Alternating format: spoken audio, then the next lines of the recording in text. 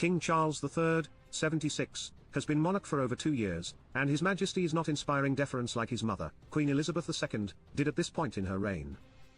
The sovereign's recent embarrassment comes thanks to a framed photograph of the head of state, which the British government spent millions of pounds on, failing to catch on.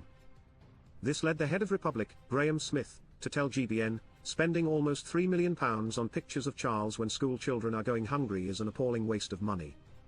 The fervent anti-monarchist, whose organisation has been out in full force since the king came to the throne, called the scheme, which was for public bodies to request an official portrait of the monarch, nonsense, and he wasn't surprised that take-up has been low.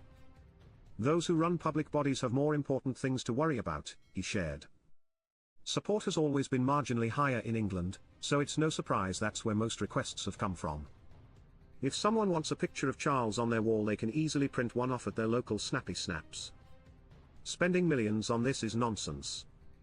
Fewer than a third of schools and just 35 of the UK's 475 universities omitted requests for the framed portrait of the king.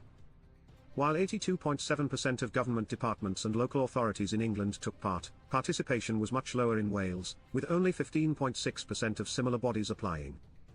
When the initiative was announced on November 14, 2023, former Deputy Prime Minister Oliver Dowden described it as a way to remind the public of the example set by our ultimate public servant. By the end of the scheme in August, more than 20,500 portraits had been distributed, each at an estimated cost of £132. The image, showing the king in his Royal Navy uniform, was captured by photographer Hugo Burnand, who also documented King Charles's May 6, 2023, coronation and his 2005 wedding to Queen Camilla. In the spring of last year, 7 months after the king's accession to the throne, the British Cabinet Office stated, official portraits of Queen Elizabeth II are currently on display in many public institutions, and the offering of the new official portrait of King Charles III will enable organisations across the UK to carry on that tradition. But the cost associated with replicating possibly hundreds of the portraits also angered many, who took to social media to vent their frustrations. I'm sure this £8 million could be better spent on hungry children, cold pensioners, or veterans struggling on the streets, a critic stated.